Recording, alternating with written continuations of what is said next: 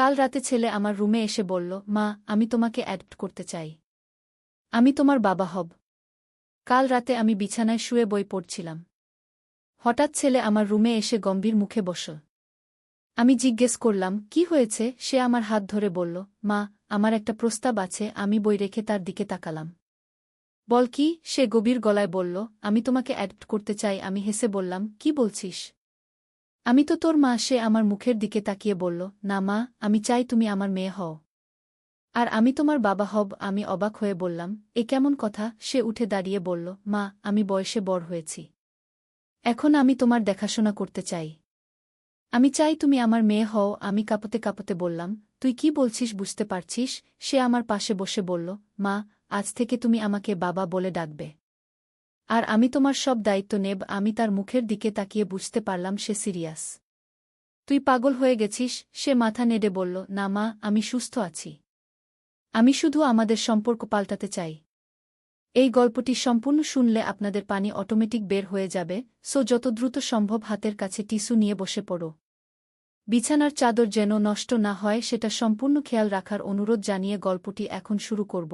তার আগে সর্বশেষ অনুরোধ, দয়া করে এমন পানি বের করার গল্প নিয়মিত শুনতে আমাদের চ্যানেলটি সকলেই সাবস্ক্রাইব করুন। ধন্যবাদ।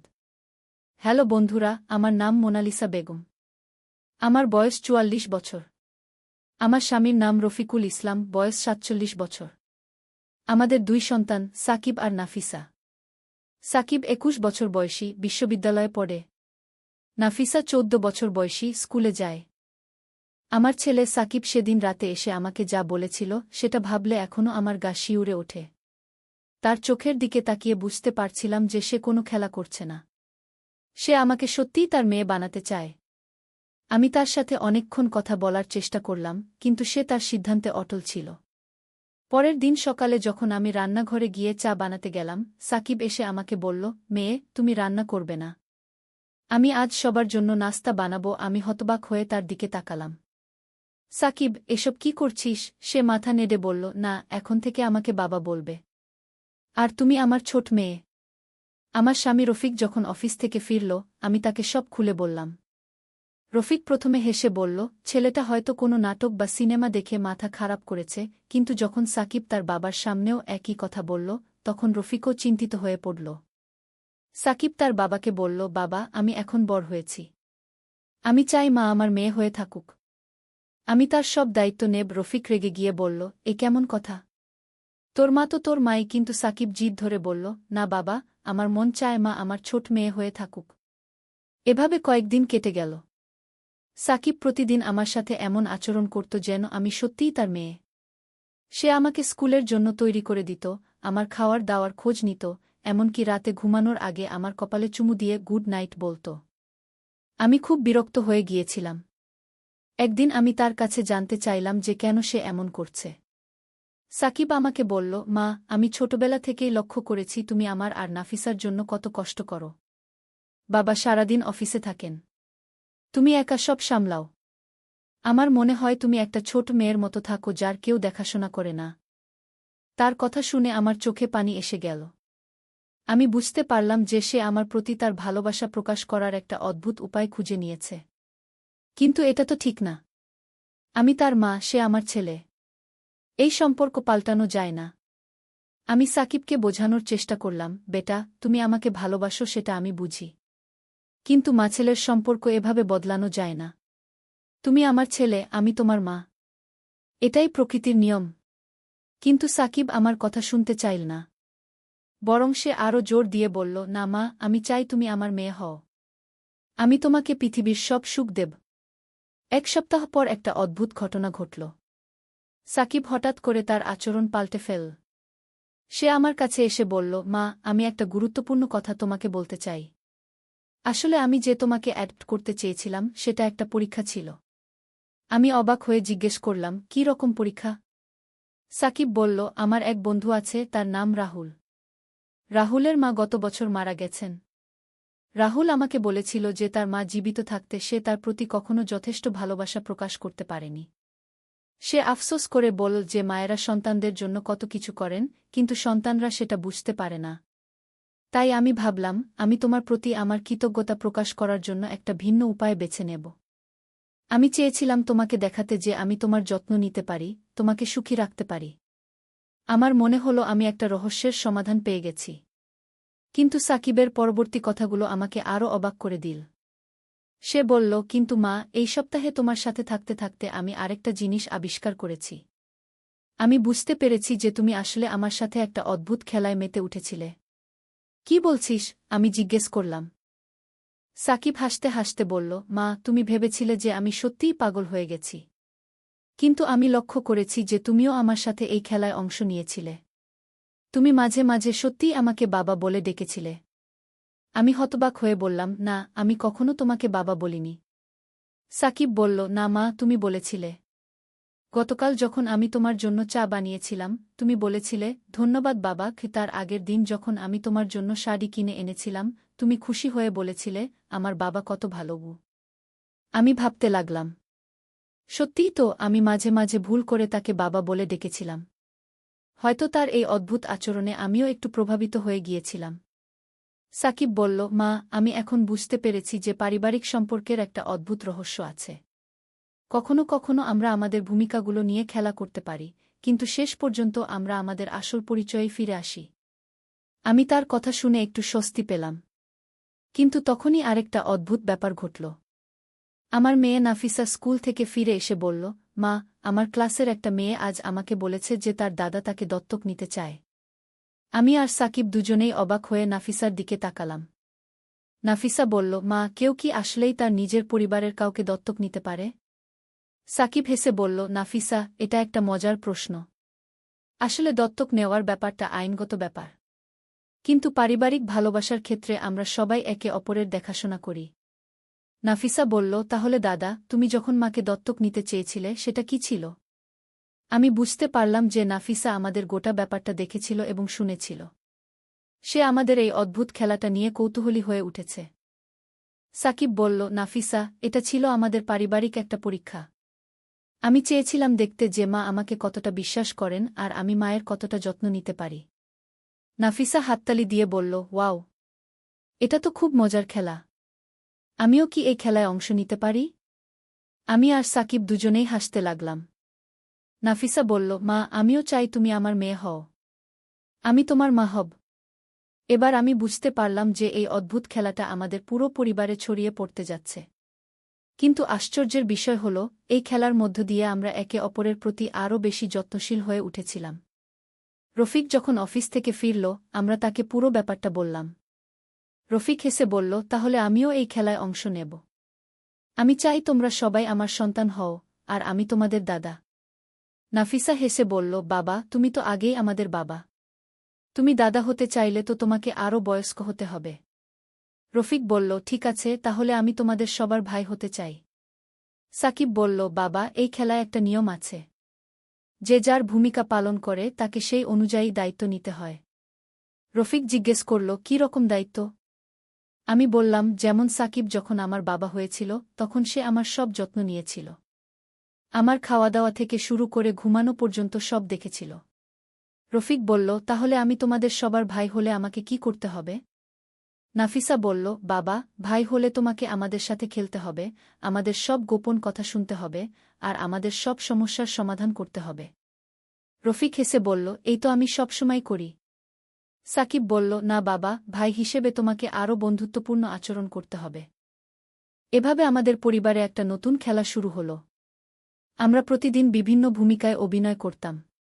কখনো সাকিব আমার বাবা হতো, কখনো আমি নাফিসার বোন হতাম, কখনো রফিক আমাদের সবার ভাই হতো। কিন্তু এই খেলার মধ্যে একটা গভীর সত্য লুকিয়ে ছিল। আমরা আবিষ্কার করলাম যে পারিবারিক সম্পর্কের ক্ষেত্রে ভালোবাসাই সবচেয়ে গুরুত্বপূর্ণ। মা ছেলে, বাবা মেয়ে, ভাই বোন, এই সব সম্পর্কের মূল ভিত্তি হল ভালোবাসা আর যত্ন। একদিন সাকিব আমাকে বলল, মা, এই খেলার মধ্য দিয়ে আমি বুঝতে পেরেছি যে তুমি কত কষ্ট করো আমাদের জন্য। যখন আমি তোমার বাবার ভূমিকায় ছিলাম, তখন আমি বুঝতে পারলাম যে একজন অভিভাবক হওয়া কত কঠিন। আমি তাকে জড়িয়ে ধরে বললাম, বেটা, একজন মা হওয়াটা কষ্টের নয়, এটা একটা আনন্দের ব্যাপার। তোমাদের সুখ দেখলেই আমার সব কষ্ট ভুলে যাই। নাফিসা বলল, মা, আমিও যখন তোমার মা হয়েছিলাম তখন বুঝতে পারলাম যে একজন সন্তানের দেখাশোনা করা কত বড় দায়িত্ব। রফিক বলল, আমি বুঝতে পেরেছি যে পরিবারের প্রতিটি সদস্যের একটা বিশেষ ভূমিকা আছে। কিন্তু সবচেয়ে গুরুত্বপূর্ণ হল আমরা একে অপরকে ভালোবাসি। এই খেলার মধ্য দিয়ে আমাদের পরিবারের বন্ধন আরও মজবুত হল। আমরা একে অপরের অনুভূতি আরও ভালো করে বুঝতে পারলাম। 1 মাস পর আমাদের পাড়ার একজন আন্টি আমাকে জিজ্ঞেস করলেন, মোনালিসা, তোমার পরিবারে কি এমন জাদু আছে যে তোমরা সবাই এত খুশি খুশি থাকো? আমি হেসে বললাম, আন্টি, আমাদের কোনো জাদু নেই। আমরা শুধু একে অপরের সাথে খেলা করি। সেই আন্টি বললেন, কী রকম খেলা? আমি বললাম, আমরা মাঝে মাঝে আমাদের পারিবারিক ভূমিকা বদলে ফেলি। এতে করে আমরা একে অপরের জায়গায় নিজেদের কল্পনা করতে পারি। আন্টি আগ্রহ নিয়ে বললেন, এটা তো খুব মজার। আমিও আমার পরিবারে এই খেলা চালু করব। আমি বললাম, আন্টি, এই খেলার একটা নিয়ম আছে। যে যার ভূমিকায় থাকবে তাকে সেই অনুযায়ী দায়িত্ব পালন করতে হবে। কয়েক সপ্তাহ পর সেই আন্টি আমাকে বললেন, মোনালিসা, তোমার পরামর্শ অনুযায়ী আমরাও পারিবারিক ভূমিকা বদলানোর খেলা শুরু করেছি। এতে করে আমাদের পরিবারে অনেক ইতিবাচক পরিবর্তন এসেছে। আমি খুশি হয়ে জিজ্ঞেস করলাম, কী রকম পরিবর্তন? আন্টি বললেন, আমার ছেলে এখন আমার কষ্টগুলো বুঝতে পারে। আমার মেয়ে তার দাদির প্রতি আরও যত্নশীল হয়েছে। আমার স্বামী ঘরের কাজে আরও সাহায্য করে। আমি বুঝতে পারলাম যে আমাদের এই ছোট খেলাটা আসলে একটা বড় সামাজিক পরিবর্তনের সূচনা করতে পারে। এদিকে আমাদের বাড়িতেও নতুন নতুন পরীক্ষা-নিরীক্ষা চলতে লাগল। সাকিব একদিন প্রস্তাব করল, মা, আমাদের এই খেলায় আরও কয়েকটা নিয়ম যোগ করা যাক। আমি জিজ্ঞেস করলাম, কী রকম নিয়ম? সাকিব বলল, যেমন সপ্তাহে একদিন আমরা সবাই আমাদের ভূমিকা পুরোপুরি বদলে ফেলব। তুমি হবে আমার মেয়ে, আমি হব তোমার বাবা, নাফিসা হবে আমাদের দাদি, আর বাবা হবেন আমাদের ছোট ভাই। নাফিসা হাততালি দিয়ে বলল, দারুণ! আমি দাদি হব। তাহলে আমি সবাইকে গল্প বলব আর মিষ্টি বানিয়ে খাওয়াব। রফিক হেসে বলল, আমি ছোট ভাই হলে তোমরা আমাকে স্কুলে পাঠাবে নাকি? সাকিব বলল, হ্যাঁ বাবা, তোমাকে আমাদের সাথে লুডো খেলতে হবে, কার্টুন দেখতে হবে। এভাবে আমাদের পরিবারে রূপান্তর দিবস চালু হল। প্রতি শুক্রবার আমরা আমাদের ভূমিকা পুরোপুরি বদলে ফেলতাম। প্রথম রূপান্তর দিবসে অদ্ভুত সব ঘটনা ঘটল। সাকিব আমার বাবা হয়ে আমাকে সকালে ঘুম থেকে তুলল, মেয়ে ওঠো, স্কুলের জন্য তৈরি হও। আমি খিলখিল করে হেসে বললাম, বাবা, আমি তো স্কুলে যাই না, আমি অফিসে যাই। সাকিব গম্ভীর হয়ে বলল, না, আজ তুমি আমার ছোট মেয়ে, তোমাকে স্কুলে যেতে হবে। আমি বুঝতে পারলাম যে সে সত্যিই এই খেলায় পুরোপুরি ডুবে গেছে। আমি তার সাথে তাল মিলিয়ে বললাম, বাবা, আমি স্কুলে যেতে চাই না। সাকিব আমার কপালে হাত দিয়ে বলল, মেয়ে, তোমার জ্বর আছে নাকি? তাহলে আজ তুমি বাড়িতে থাকো, আমি তোমার জন্য পরিজ বানিয়ে দেব। এদিকে নাফিসা দাদির ভূমিকায় এসে আমাকে বলল, আরে মোনালিসা মা, তুমি অসুস্থ? আমি তোমার জন্য তুলসী চা বানিয়ে দেব। রফিক ছোট ভাইয়ের মতো আচরণ করে বলল, দাদি, আমিও অসুস্থ, আমার পেট ব্যথা করছে। নাফিসা তার দাদির ভূমিকা রফিকের কপালে হাত দিয়ে বলল, আরে বাবা, তুমি বেশি খেলাধুলা করো বলেই পেট ব্যথা করে। এসো, আমি তোমাকে একটা গল্প বলি। দুপুরের দিকে আরও মজার ঘটনা ঘটল। সাকিব আমার জন্য খিচুড়ি বানাল, কিন্তু সেটা এত নোনতা হল যে খাওয়া যায় না। আমি তাকে বললাম, বাবা, এটা খুব নোনতা হয়েছে। সাকিব হতাশ হয়ে বলল, আমি ভুল করেছি, আমি নতুন করে বানিয়ে দেব। আমি তার মাথায় হাত বুলিয়ে বললাম, না বাবা, আমি এটাই খাব। তুমি আমার জন্য কষ্ট করেছ। সাকিব আমার এই আচরণে খুব খুশি হল। সে বলল, মেয়ে, তুমি খুব ভালো, আমি তোমার জন্য আইসক্রিম কিনে আনব। বিকেলে রফিক তার ছোট ভাইজের ভূমিকায় সাকিবের সাথে ক্রিকেট খেলতে গেল। আমি আর নাফিসা জানালার পাশে বসে তাদের খেলা দেখছিলাম। নাফিসা তার দাদির ভূমিকায় আমাকে বলল, মোনালিসা মা, দেখো তোমার বাবা আর কাকা কত মজা করে খেলছে। আমি হেসে বললাম, হ্যাঁ দাদিমা, ওরা খুব মজা করছে। নাফিসা বলল, মা, আমি তোমাকে একটা পুরনো গল্প বলি? আমি বললাম, হ্যাঁ দাদিমা, বলো। নাফিসা তার মিষ্টি গলায় একটা পরীর গল্প বলতে শুরু করল। তার গল্প বলার ভঙ্গি দেখে মনে হচ্ছিল সে সত্যিই একজন অভিজ্ঞ দাদি। রাতে যখন আমরা সবাই খেতে বসলাম, তখন আরও মজার ব্যাপার ঘটল। সাকিব আমাকে খাওয়াতে চাইল। নাফিসা রফিকের প্লেটে অনেক ভাত দিয়ে বলল, বাবা, তুমি বেশি খেলাধুলা করেছ, তাই বেশি খেতে হবে। রফিক ছোট ছেলের মতো বলল, দাদি, আমি এত খেতে পারব না। নাফিসা বলল, না না, সব খেতে হবে, নইলে বড় হবে না। আমি সবার এই আচরণ দেখে খুব মজা পাচ্ছিলাম। মনে হচ্ছিল আমরা একটা নাটকে অভিনয় করছি। রাতে ঘুমানোর আগে সাকিব আমাকে একটা গল্প বলল, নাফিসা রফিকের কপালে চুমু দিয়ে গুড নাইট বলল। পরের দিন সকালে যখন আমরা আমাদের স্বাভাবিক ভূমিকায় ফিরে গেলাম, তখন সবাই একটা নতুন অভিজ্ঞতা নিয়ে কথা বলতে লাগলাম। সাকিব বলল, মা, একদিনের জন্য তোমার বাবা হয়ে আমি বুঝতে পেরেছি যে একজন বাবা হওয়া কত কঠিন। তোমার সব খেয়াল রাখা, তোমার জন্য রান্না করা, তোমার সুখ দুঃখের খোঁজ নেওয়া, এসব করতে গিয়ে আমি ক্লান্ত হয়ে গেছি। আমি বললাম, বেটা, এটাই হলো পারিবারিক দায়িত্ব। প্রতিটি বাবা মা তাদের সন্তানদের জন্য এই কাজগুলো আনন্দের সাথে করেন। নাফিসা বলল, মা, একদিনের জন্য দাদি হয়ে আমি বুঝতে পেরেছি যে বয়স্করা কত ধৈর্য রাখেন। আমি রফিক চাচাকে সামলাতে গিয়ে কত কষ্ট পেয়েছি। রফিক হেসে বলল, আমিও একদিনের জন্য ছোট ভাই হয়ে বুঝতে পেরেছি যে ছোটরা কত নির্ভরশীল। সবার উপর ভরসা করে থাকতে হয়। আমি বুঝতে পারলাম যে এই খেলার মধ্য দিয়ে আমরা একে অপরের অনুভূতি আরও গভীরভাবে বুঝতে পেরেছি। কয়েক মাস পর আমাদের এই পারিবারিক খেলার খবর আমাদের আত্মীয়স্বজনদের মধ্যে ছড়িয়ে পড়ল। আমার বড় বোন রিনা একদিন এসে বলল, মোনালিসা, তোমাদের এই খেলার কথা শুনে আমিও আমার পরিবারে চালু করেছি। আমি জিজ্ঞেস করলাম, কেমন লাগছে? রিনা আপু বললেন, খুব ভালো লাগছে। আমার ছেলেমেয়েরা এখন আমার কষ্টগুলো আরও ভালো বুঝতে পারে। আমার স্বামীও ঘরের কাজে আরও সাহায্য করে। এভাবে আমাদের ছোট্ট পারিবারিক খেলা আস্তে আস্তে একটা বড় আন্দোলনে পরিণত হল। আমাদের পাড়ার অনেক পরিবার এই খেলা চালু করল। একদিন আমাদের পাড়ার কাউন্সিলর আমাদের বাড়িতে এসে বললেন, মোনালিসা বেগম, আপনাদের এই পারিবারিক খেলার কারণে আমাদের এলাকায় পারিবারিক সহিংসতা অনেক কমে গেছে। পরিবারের সদস্যদের মধ্যে ভালোবাসা বেড়েছে। আমি অবাক হয়ে জিজ্ঞেস করলাম, সত্যি? কাউন্সিলর বললেন, হ্যাঁ। আমরা এই খেলাকে আমাদের এলাকার একটা সামাজিক প্রোগ্রাম হিসেবে চালু করতে চাই। সাকিব বলল, আঙ্কেল, এই খেলার একটা নাম দেওয়া দরকার। কাউন্সিলর ভাবতে ভাবতে বললেন, এটার নাম হতে পারে পারিবারিক রূপান্তর প্রকল্প। নাফিসা হাততালি দিয়ে বলল, দারুণ নাম। রফিক বলল, এই প্রকল্পের কিছু নিয়মকানুন তৈরি করা দরকার যাতে সবাই সঠিকভাবে এটা পালন করতে পারে। আমরা সবাই মিলে এই প্রকল্পের জন্য কিছু নিয়ম তৈরি করলাম। প্রথম নিয়ম, সপ্তাহে একদিন পরিবারের সবাই তাদের ভূমিকা বদলাবে।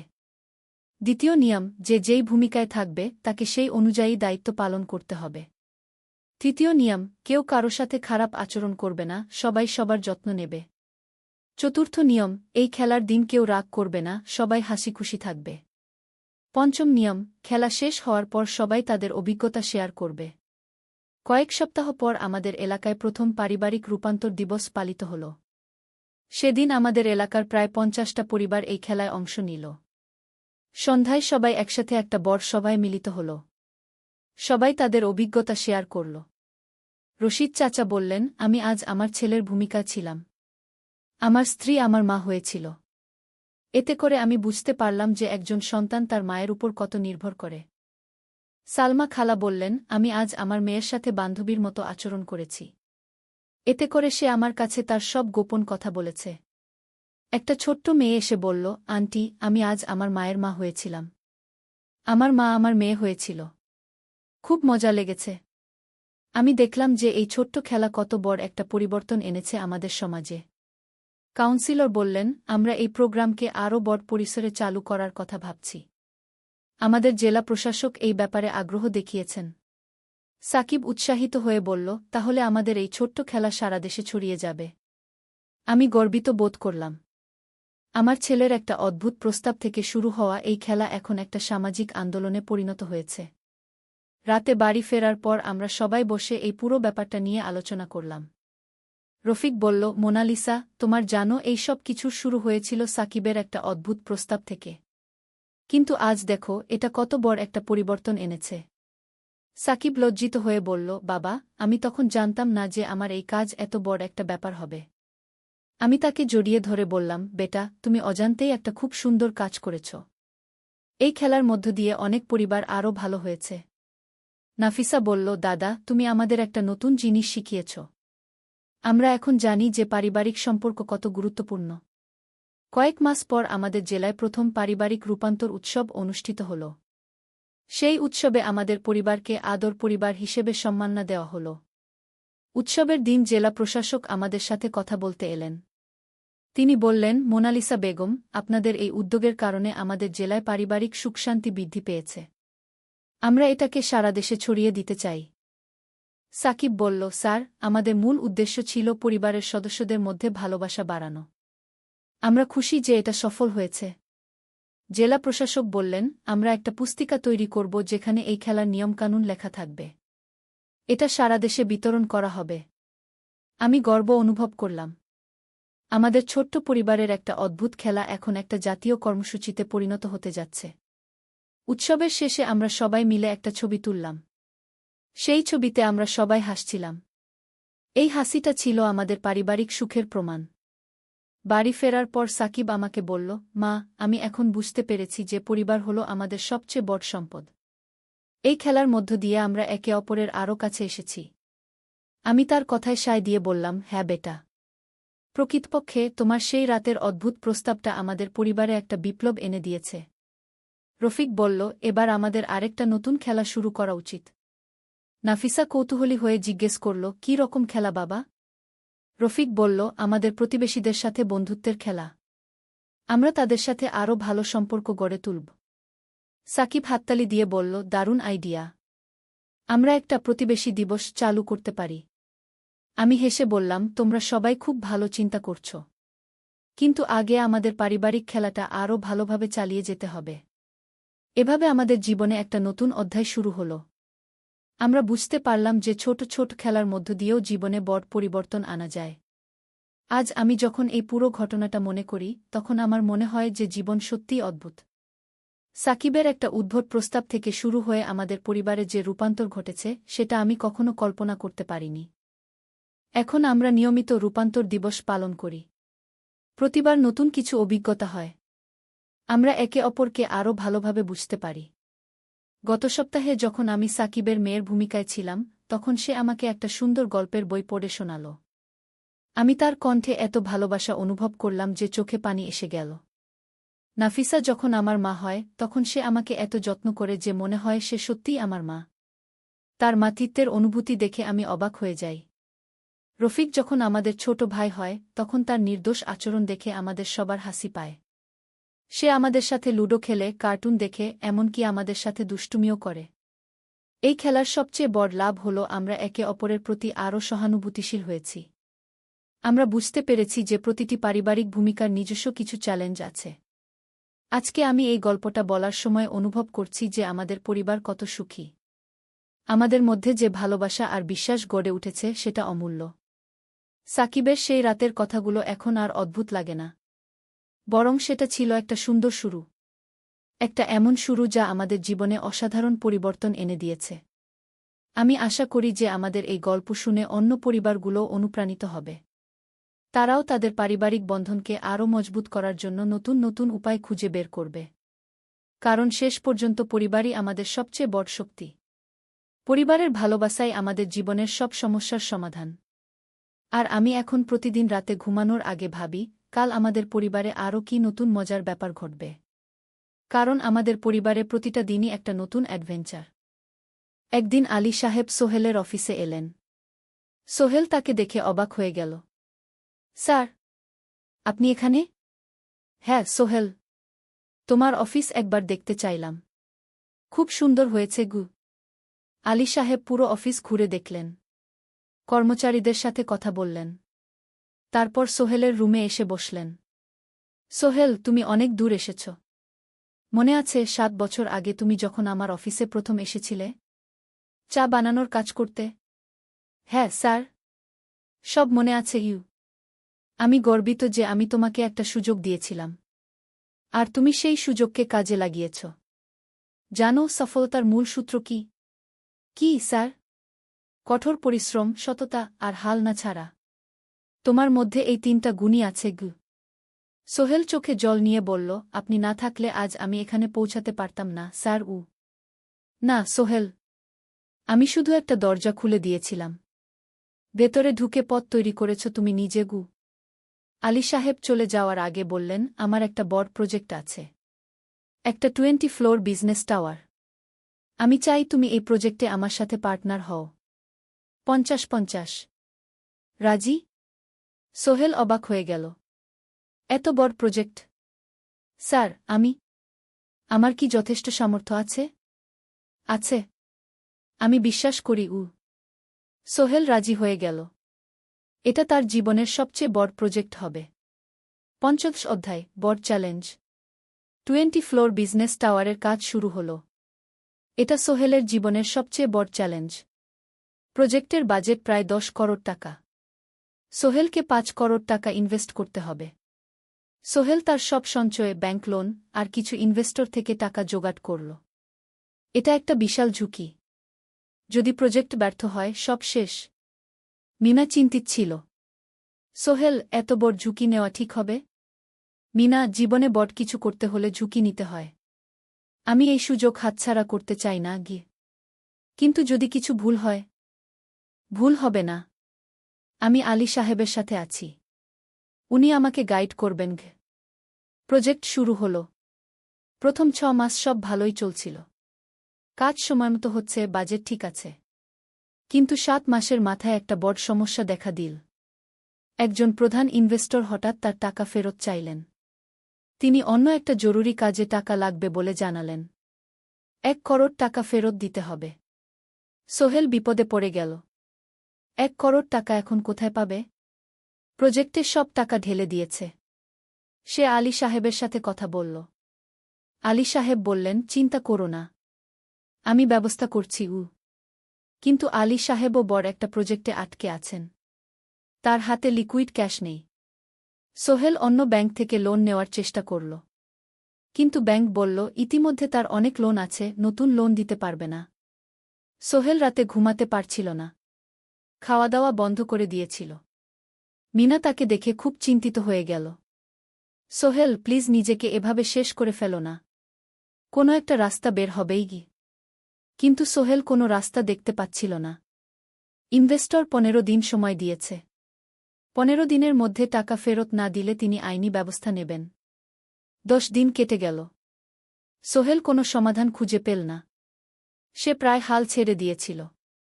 ১১ দিনের দিন একটা অপ্রত্যাশিত ঘটনা ঘটল। জাহিদ ভাই, সোহেলের পুরনো সহকর্মী, তার অফিসে এলেন। জাহিদ ভাই এখন একটা রিয়েল এস্টেট কোম্পানিতে সিনিয়র ম্যানেজার। সোহেল, আমি তোমার সমস্যার কথা শুনেছি। হ্যাঁ ভাই, আমি বিপদে পড়েছি।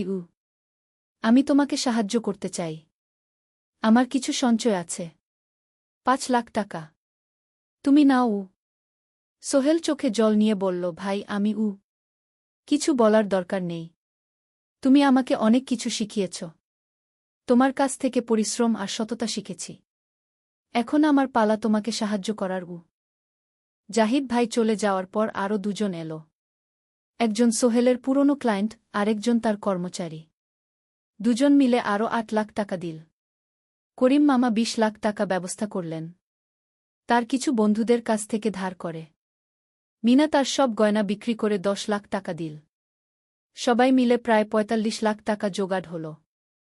বাকি ৬৫ লাখ টাকা সোহেল তার অফিসের সব অ্যাসেট বিক্রি করে আর একটা প্রাইভেট ফিন্যান্স কোম্পানি থেকে উচ্চ সুদে লোন নিয়ে ব্যবস্থা করল। ঠিক ১৪ দিনের দিন সোহেল ইনভেস্টরকে ১ করোড় টাকা ফেরত দিল। ইনভেস্টর টাকা নিয়ে চলে গেলেন। সোহেল তার অফিসে ফিরে এসে চেয়ারে বসে কাঁদল। এত চাপ, এত টেনশন, সব যেন একসাথে বের হয়ে এল। মিনা এসে তাকে জড়িয়ে ধরল। আমরা পেরেছি সোহেল, আমরা পেরেছি। ১৬ অধ্যায়, পুনরুদ্ধার। এই ঘটনার পর সোহেল আরও সাবধান হয়ে গেল। সে বুঝল, ব্যবসায় শুধু সাহস নয়, বুদ্ধিও লাগে। ঝুঁকি নিতে হয়, কিন্তু হিসাব করে। প্রজেক্ট চলতে থাকল। এবার সোহেল আরও সতর্কতার সাথে সব কিছু পরিচালনা করল। প্রতিটা খরচ হিসাব করল, প্রতিটা সিদ্ধান্ত ভেবেচিন্তে নিল। আরও ১ বছর পর 20 ফ্লোর বিজনেস টাওয়ার সম্পন্ন হল। চমৎকার বিল্ডিং, শহরের অন্যতম সুন্দর ভবন। বিল্ডিংয়ের উদ্বোধন অনুষ্ঠানে শহরের মেয়র এলেন। অনেক ব্যবসায়ী, সাংবাদিক এল। সোহেলের নাম পত্রিকা ছাপা হল। স্বপ্নের শহরে এক তরুণ উদ্যোক্তার সফলতার গল্প। প্রজেক্ট থেকে সোহেলের লাভ হল প্রায় ২ করোড় টাকা। এই টাকা দিয়ে সে সব ঋণ শোধ করল। জাহিদ ভাইয়ের টাকা ফেরত দিল। করিম মামার ঋণ শোধ করল। যারা সাহায্য করেছিল সবাইকে টাকা ফেরত দিল। মিনার জন্য নতুন গয়না কিনল। আরও সুন্দর। তার মাকে গ্রামে একটা নতুন পাকা বাড়ি বানিয়ে দিল। মা কাঁদতে কাঁদতে বললেন, তোর বাবা বেঁচে থাকলে কত খুশি হতো। তুই আমার সব স্বপ্ন পূরণ করেছিস গে। সোহেল নিজেদের জন্য একটা ফ্ল্যাট কিনল। 4 রুমের ফ্ল্যাট, সমুদ্রের কাছে। এখন আর ভাড়া বাড়িতে থাকতে হয় না। সপ্তদশ অধ্যায়, প্রতিদান। সোহেল এখন একজন প্রতিষ্ঠিত উদ্যোক্তা। কিন্তু সে তার শেখ ভোলেনি। যে গ্রাম থেকে সে এসেছে, যারা তাকে সাহায্য করেছে, কাউকেই ভোলেনি। সে তার গ্রামে একটা স্কুল বানিয়ে দিল। সোহেল ফাউন্ডেশন স্কুল কো গরিব ছেলেমেয়েরা ফ্রিতে পড়তে পারবে। ভালো শিক্ষক নিযোগ দিল। ভালো পড়াশোনার ব্যবস্থা করল। শহরে একটা ফ্রি মেডিকেল ক্লিনিক খুলল। গরিব মানুষরা ফ্রিতে চিকিৎসা পাবে। প্রতি বছর 10 জন মেধাবী কিন্তু গরিব ছাত্রছাত্রীকে স্কলারশিপ দেওয়া শুরু করল। তারা বিনামূল্যে পড়াশোনা করতে পারবে। একদিন একটা টিভি চ্যানেল সোহেলের ইন্টারভিউ নিতে এলো।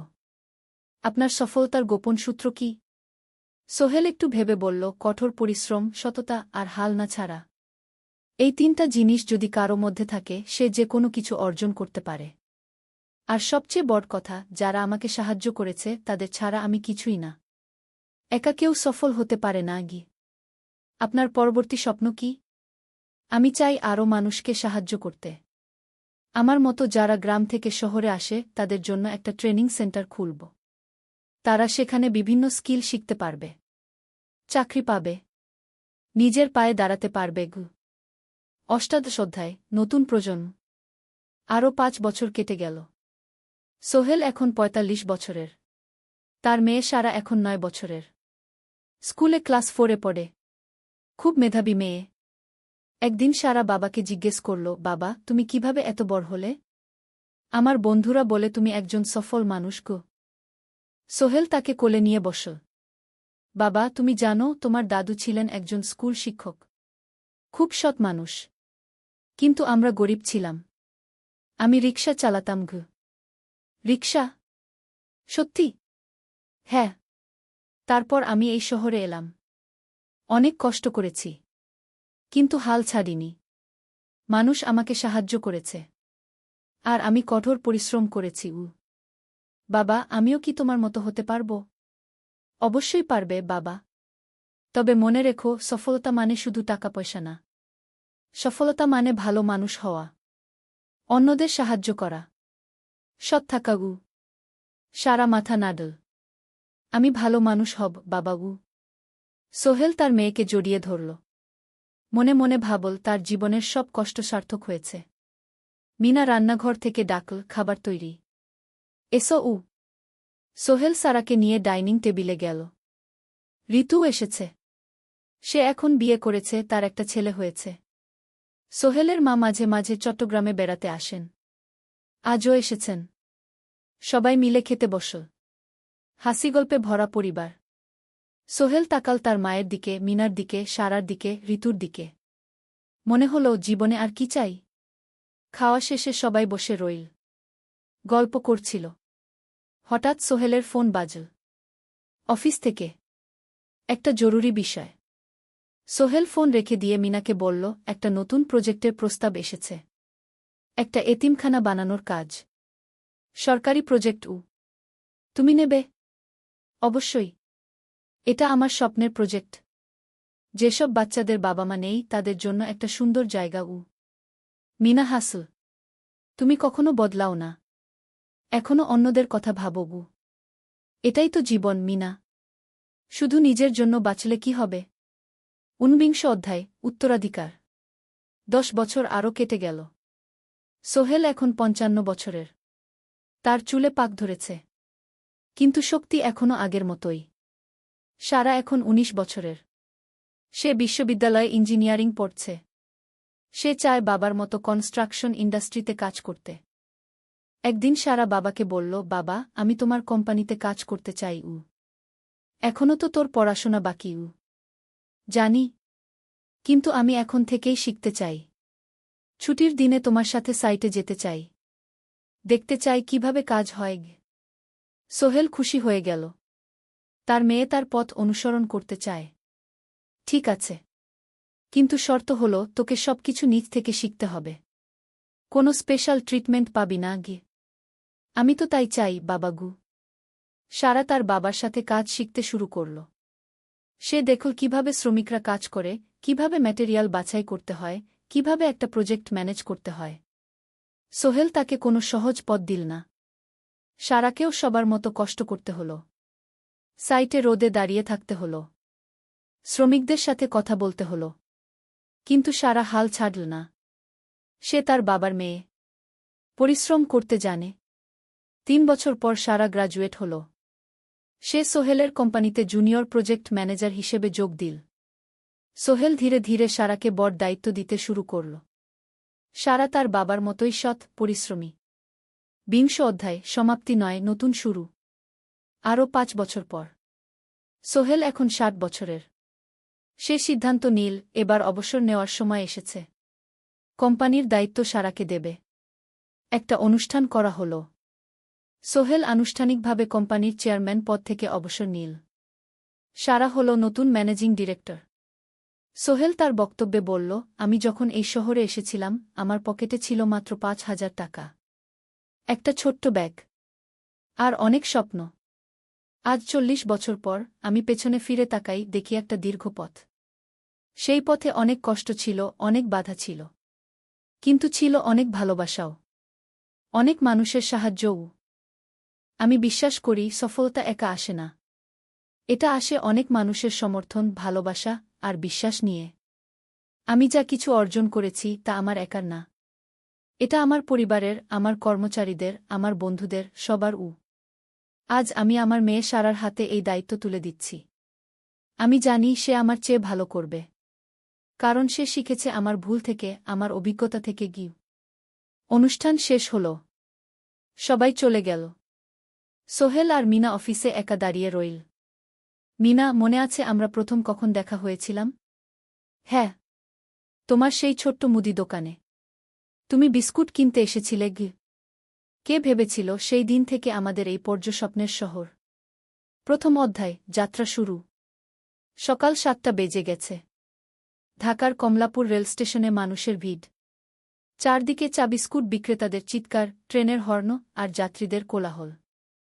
এই বিশাল ভিড়ের মধ্যে একটা ছোট্ট ব্যাগ হাতে দাঁড়িয়ে আছে সোহেল। বয়স মাত্র 22। গায়ের রং শ্যামলা, চোখে স্বপ্নের ঝিলিক। ভাইজা, চট্টগ্রামের টিকিট আছে? সোহেল টিকিট কাউন্টারের সামনে দাঁড়িয়ে জিজ্ঞেস করল। আছে। 3 টাকা। কাউন্টারের লোকটা উত্তর দিল। সোহেল তার পকেট থেকে টাকা বের করল। মোট 5,000 টাকা। এই টাকা সে জমিয়েছে গত 3 বছরে রিকশা চালিয়ে। তার স্বপ্ন ছিল চট্টগ্রাম গিয়ে একটা ভালো চাকরি পাওয়া। গ্রামে আর থাকতে চায় না সে। বাবা মারা গেছেন 10 বছর আগে। মা আর ছোট বোন ঋতুকে নিয়ে সংসার চালাচ্ছিল রিকশা চালিয়ে। কিন্তু এভাবে তো আর সারা জীবন চলবে না। টিকিট কেটে সোহেল প্ল্যাটফর্মে এলো। ট্রেন ছাড়বে আর মাত্র 15 মিনিট পরে। সে একটা বেঞ্চে বসে পড়ল। ব্যাগটা বুকের কাছে চেপে ধরল। এই ব্যাগে আছে তার সব সম্পদ, কিছু কাপড়, একটা ছোট্ট ফটো ফ্রেমে বাবা মায়ের ছবি, আর কিছু টাকা। কোথায় যাচ্ছেন? পাশে বসা একজন বয়স্ক মানুষ জিজ্ঞেস করলেন। চট্টগ্রাম কাকা। চাকরি খুঁজতে যাচ্ছি। কে? সোহেল বিনয়ের সাথে উত্তর দিল। ভালো। তবে শহরে সাবধানে থাকবেন। শহর মানে অনেক সুযোগ, কিন্তু অনেক ফাঁদও আছে। বয়স্ক লোকটা বললেন। সোহেল মাথা নাড়ল। সে জানে শহরের জীবন সহজ না। কিন্তু তার কোনো বিকল্প নেই। গ্রামে রিকশা চালিয়ে মাসে 3,500 টাকা আয় হতো। তার মধ্যে সংসার চালাতে হতো, বোনের স্কুলের খরচ দিতে হতো, মায়ের ওষুধের খরচ দিতে হতো। কিছুই বাঁচত না। আর এই জীবন থেকে বেরোনোর একটাই পথ, শহরে গিয়ে ভালো কাজ খুঁজে নেওয়া। সোহেল মনে মনে ভাবল তার বাবার কথা। বাবা ছিলেন একজন স্কুল শিক্ষক। খুব সৎ মানুষ ছিলেন। সবসময় বলতেন, সোহেল, তুই লেখাপড়া শিখে বড় মানুষ হবি। আমাদের পরিবারে আর কেউ বড় চাকরি করেনি। তুই করবি। কিন্তু বাবা যখন মারা গেলেন তখন সোহেল মাত্র এসএসসি পরীক্ষা দিয়েছে। ফলাফল ভালো হয়েছিল, জিপিএ অর্ধচতু। কিন্তু বাবার মৃত্যুর পর আর পড়া হল না। পরিবারের দায়িত্ব নিতে হল। ট্রেন ছাড়ল। সোহেল জানালার পাশে বসে বাইরে তাকাল। ধানক্ষেত, নদী, ছোট ছোট গ্রাম, সব পেছনে ফেলে ট্রেন এগিয়ে চল। সোহেলের মনে হল সে যেন তার পুরনো জীবনটাকেও পেছনে ফেলে আসছে। ট্রেনে একজন হকার এসে চা বিক্রি করছিল। সোহেল একটা চা কিন। 10 টাকা। চা খেতে খেতে সে ভাবছিল চট্টগ্রাম পৌঁছে কি হবে। করিম মামা তাকে সাহায্য করবেন তো? চাকরি পাওয়া যাবে তো? করিম মামা আসলে সোহেলের খুব দূর সম্পর্কের মামা। সোহেলের দাদির বোনের ছেলে। অনেক বছর আগে গ্রাম ছেড়ে চট্টগ্রামে চলে গিয়েছিলেন। সেখানে একটা কনস্ট্রাকশন কোম্পানিতে কাজ করেন। বছরে একবার দুবার গ্রামে আসতেন। গত বছর যখন এসেছিলেন তখন সোহেলের মাকে বলেছিলেন সোহেলকে চট্টগ্রাম পাঠান। আমি একটা কাজের ব্যবস্থা করে দেব। সেই কথাতেই ভরসা করে সোহেল আজ এই যাত্রা। দ্বিতীয় অধ্যায়, নতুন শহর। চট্টগ্রাম পৌঁছাতে প্রায় 6 ঘণ্টা লেগে গেল। দুপুর 1টা বাজে। সোহেল স্টেশন থেকে বের হয়ে শহরের রাস্তায় দাঁড়াল। কি বিশাল শহর! এত গাড়ি, এত মানুষ। চারদিকে উঁচু উঁচু বিল্ডিং, দোকানপাট, মানুষের ভিড়। সোহেল কিছুক্ষণ দাঁড়িয়ে থাকল সব কিছু দেখতে দেখতে। তার মনে হচ্ছিল সে যেন অন্য কোনো পৃথিবীতে এসে পড়েছে। তার পকেটে একটা ছোট্ট কাগজ আছে। সেখানে লেখা একটা ঠিকানা, করিম মিয়া, বাড়ি নং 23, রোড নং 5, আগ্রাবাদ, চট্টগ্রামকে। সোহেল একটা রিকশা ডাকল। কত নেবেন আগ্রাবাদ যেতে? 50 টাকা গু। সোহেল রিকশায় উঠল। রাস্তার দুধারে দোকান, মার্কেট, অফিস, সব কিছু দেখতে দেখতে সে অবাক হয়ে গেল। এত বড় শহর, এত কিছু! গ্রামের সেই ছোট্ট বাজারের সাথে কোনো তুলনাই হয় না। প্রায় আধা ঘণ্টা পর রিকশা একটা পুরনো বাড়ির সামনে থামল। 3 তলা বাড়ি, কিন্তু রং উঠে গেছে। সিঁড়ি দিয়ে উঠে 3য় তলায় করিম মামার ফ্ল্যাটে নক করল। দরজা খুলল এক মধ্যবয়সী মহিলা। কে? আসসালামু আলাইকুম আপা। আমি সোহেল। নোয়াখালীর গ্রাম থেকে এসেছি। করিম মামা বাড়িতে আছেন? মহিলা তাকে মাথা থেকে পা পর্যন্ত দেখল। করিম তো অফিসে গেছে। তুমি কে? কোথা থেকে এসেছ? সোহেল সব খুলে বলল। মহিলা তাকে ভেতরে ঢুকতে দিল। বসো। করিম সন্ধ্যায় ফিরবে গু। ফ্ল্যাটটা ছোট। 2টো রুম, একটা ছোট্ট রান্নাঘর আর একটা বাথরুম। কিন্তু সোহেলের কাছে খুব সুন্দর লাগল। গ্রামের সেই টিনের ঘরের চেয়ে তো অনেক ভালো। মহিলা তার নাম জানাল সালমা। করিম মামার স্ত্রী। তাদের 2টো ছেলে, একজন ক্লাস 8-এ পড়ে, আরেকজন ক্লাস 5-এ। খেয়েছ? সালমা আপা জিজ্ঞেস করল। না আপা গু। অপেক্ষা করো। ভাত আছে, মাছ আছে। খাও। সোহেল প্রথমে রাজি হতে চাইল না। কিন্তু খুব খিদে পেয়েছিল। সকাল থেকে শুধু একটা চা আর বিস্কুট খেয়েছে। খাওয়া দাওয়ার পর সোহেল বসে রইল। সালমা আপা তাকে গল্প করতে লাগল। তোমার মা কেমন আছেন? তোমার বোন? ভালো আছে আপা। মার একটু গেটে বাত আছে। ওষুধ খাচ্ছেন। বোন স্কুলে পড়ে কু। তুমি কি করতে চাও এখানে? চাকরি খুঁজছি আপা। যে কোনো কাজ করব। বাসায় মা আর বোনকে টাকা পাঠাতে হবে। সালমা আপা মাথা নাড়ল। করিম তোমার জন্য কিছু একটা করবে। সে ভালো মানুষ গ। সারাদিন অপেক্ষা করু সোহেল। সন্ধ্যা 6টায় করিম মামা ফিরলেন। 50-এর কাছাকাছি বয়স, কালো রঙের প্যান্ট শার্ট পরা, হাতে একটা ব্যাগ। আরে সোহেল, কবে এলি? করিম মামা খুশি হয়ে বললেন। আজ সকালে মামা গু। করিম মামা তাকে জড়িয়ে ধরলেন। অনেকদিন পর দেখলাম। কেমন আছিস? ভালো আছি মামা গি। ভালো করেছিস এসে। এখানে অনেক সুযোগ আছে। তোর জন্য একটা কাজের ব্যবস্থা করে দেব। তবে প্রথমে কয়েকদিন এখানে থাক। শহরটা একটু চিনে নে। তারপর কাজে যোগ দিবি। সোহেলের মনে আসার আলো জ্বল। সে ভাবল হয়তো তার ভাগ্য এবার পাল্টাবে। 3য় অধ্যায়, প্রথম চাকরি। 1 সপ্তাহ পরে করিম মামা সোহেলকে তার কোম্পানিতে নিয়ে গেলেন। কোম্পানির নাম আলামিন কনস্ট্রাকশন। অফিসটা শহরের কেন্দ্রে 5 তলা একটা বিল্ডিংয়ের দোতলায়। মালিক আলী সাহেব। 50-এর কাছাকাছি বয়স, মোটা চেহারা, চোখে সোনার ফ্রেমের চশমা। বড়লোক মানুষ, কিন্তু খুব কড়া। এই ছেলেটাকে কি কাজে লাগাবেন? আলী সাহেব করিম মামাকে জিজ্ঞেস করলেন। স্যার, ও আমার আত্মীয়। গ্রাম থেকে এসেছে। খুব পরিশ্রমী। যে কোনো কাজে লাগাতে পারেন। আলী সাহেব সোহেলের দিকে তাকালেন। তুমি কি পড়েছ? Sir, SSC pass. জিপিএ অর্ধচতু উ। হুম। ভালো। কম্পিউটার চালাতে পারো? না স্যার, পারি না। কিন্তু শিখতে চাই উ। আলী সাহেব একটু ভাবলেন। ঠিক আছে।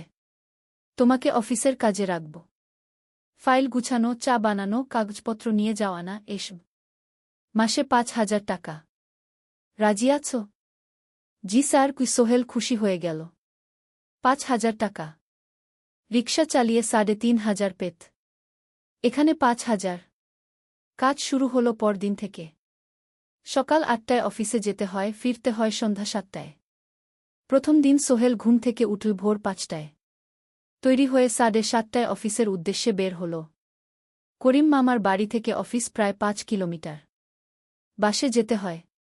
অফিসে পৌঁছে সোহেল দেখল সেই প্রথম আলী সাহেব এখনও আসেননি।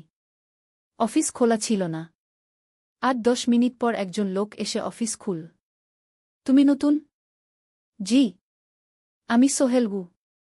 আমি জাহিদ, অ্যাসিস্ট্যান্ট ম্যানেজার। এসো উ। জাহিদ ভাই সোহেলকে সব কিছু দেখাল। অফিসে মোট 6 জন কর্মচারী। 2 জন ইঞ্জিনিয়ার, একজন অ্যাকাউন্ট্যান্ট, একজন অ্যাসিস্ট্যান্ট ম্যানেজার, জাহিদ ভাই, একজন রিসেপশনিস্ট, আর এখন সোহেল। সোহেলের কাজ শুরু হলো চা বানানো দিয়ে। তারপর অফিস পরিষ্কার করা, ফাইল গুছানো, কাগজপত্র এক জায়গা থেকে আরেক জায়গায় নিয়ে যাওয়া। কাজ কঠিন না, কিন্তু সারাদিন দৌড়ঝাঁপ করতে হয়। দুপুরে খাবারের জন্য আধা ঘন্টা বিরতি। সোহেল একটা ছোট হোটেলে গিয়ে ভাতডাল তরকারি খেল। 50 টাকা। সন্ধ্যায় অফিস বন্ধ হল। সোহেল ক্লান্ত হয়ে বাসায় ফিরল। কেমন লাগল প্রথম দিন? করিম মামা জিজ্ঞেস করলেন। ভালো মামা। অনেক কিছু শিখলাম ঘ। প্রথম মাসের শেষে সোহেল বেতন পেল 5,000 টাকা। সে 3,000 টাকা মাকে পাঠাল। মা ফোনে কাঁদতে লাগলেন। আল্লাহ তোকে ভালো রাখুক সোহেল উ। সোহেলের চোখেও জল এলো।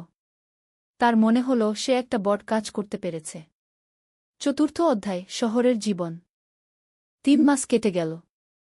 সোহেল এখন শহরের সাথে মিশে গেছে।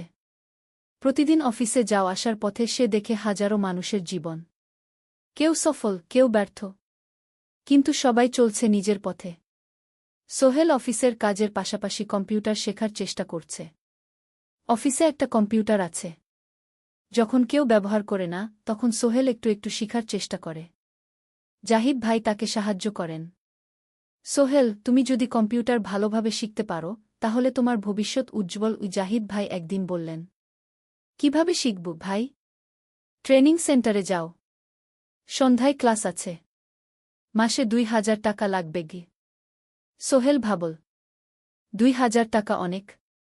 কিন্তু এটা বিনিয়োগ। ভবিষ্যতের জন্য। সে একটা ট্রেনিং সেন্টারে ভর্তি হল। সপ্তাহে 3 দিন, সন্ধ্যা 7:30 থেকে রাত 9টা পর্যন্ত ক্লাস। কম্পিউটারের basic, MS Word, Excel, PowerPoint, internet ব্যবহার। একদিন অফিস থেকে ফেরার সময় সোহেল একটা দোকানে চা খেতে গেল। দোকানের পাশেই একটা ছোট্ট মুদি দোকান। সেখানে একটা মেয়ে বসে আছে। বয়স হবে 20-এর কাছাকাছি। সাদাসিধে চেহারা, সাদা শাড়ি পরা, কিন্তু চোখে এক ধরনের দৃঢ়তা। ভাইজা, 1 প্যাকেট বিস্কুট দেন কি? সোহেল বলল। মেয়েটা বিস্কুট দিল। 20 টাকা। সোহেল টাকা দিয়ে যাচ্ছিল, হঠাৎ মেয়েটা বলল, আপনি নতুন এসেছেন এই এলাকায়, তাই না? হ্যাঁ। 3 মাস হল। কিভাবে বুঝলেন? আপনার চেহারা দেখেই বোঝা যায়। এখনও গ্রামের ছোঁয়া আছে। আর আপনি প্রতিদিন এই পথ দিয়ে যান। দেখেছি কি? মেয়েটা হাসল। সোহেলও হেসে ফেল। আপনি খুব পর্যবেক্ষক মনে হচ্ছে গি। জীবনে অনেক কিছু দেখেছি। তাই মানুষকে চিনতে শিখেছি গ। আপনার নাম? মিনা। এই দোকান আমার বাবার। উনি অসুস্থ, তাই আমি দেখছি গু। সেদিন থেকে সোহেল প্রায়ই সেই দোকানে যেতে শুরু করল। মিনার সাথে গল্প করত। ধীরে ধীরে তাদের মধ্যে একটা বন্ধুত্ব তৈরি হল। মিনাও তার জীবনের গল্প বলল। মিনার মা মারা গেছেন যখন সে মাত্র 7 বছরের। বাবা আব্দুল হামিদ একা হাতে মিনাকে বড় করেছেন। মুদি দোকান দিয়ে সংসার চালান। মিনা কলেজে পড়ে, অনার্স 2nd ইয়ার। সকালে কলেজে যায়, দুপুরে ফিরে এসে দোকান সামলায়। বাবার হার্টের সমস্যা আছে, তাই ভারী কাজ করতে পারেন না। তোমার স্বপ্ন কি? একদিন সোহেল জিজ্ঞেস করল। গ্র্যাজুয়েশন শেষ করে একটা ভালো চাকরি করব। তারপর বাবাকে ভালো চিকিৎসা করাব। তুমি? আমিও চাকরি করে পরিবারকে ভালোভাবে দেখভাল করতে চাই। মা আর বোনকে নিয়ে শহরে আনব একদিন ঘু। দুজনেই নিজেদের স্বপ্নের কথা বলতে গিয়ে বুঝল তাদের স্বপ্ন অনেকটা একই রকম। পঞ্চম অধ্যায়, বিপদ। 6 মাস কেটে গেল। সোহেল এখন আলী সাহেবের খুব প্রিয় কর্মচারী। সে শুধু চা বিস্কুট দেওয়ার কাজই করে না, এখন কম্পিউটারেও কিছু কাজ শিখেছে। ছোটখাটো টাইপিং, ডেটা এন্ট্রি এসব করতে পারে। আলী সাহেব খুশি হয়ে তার বেতন বাড়িয়ে 8,000 টাকা করে দিয়েছেন। একদিন রাতে সোহেল অফিস থেকে ফিরছিল। সেদিন একটু দেরি হয়ে গেছে। রাত প্রায় 9টা। সাধারণত সোহেল সন্ধ্যা 7:30টায় ফিরে। কিন্তু সেদিন অফিসে একটা জরুরি কাজ ছিল। বাস থেকে নেমে সোহেল বাড়ির দিকে হাঁটছিল। হঠাৎ একটা অন্ধকার গলিতে 3 জন লোক তাকে ঘিরে ধরল। তাদের চেহারা দেখেই বোঝা যাচ্ছিল ভালো উদ্দেশ্য নিয়ে আসেনি। টাকা দে তাড়াতাড়ি, একজন বলল। তার হাতে একটা ছুরি। সোহেল ভয় পেয়ে গেল। ভাই, আমার কাছে খুব কম টাকা আছে গি। যা আছে দে। তাড়াতাড়ি করো।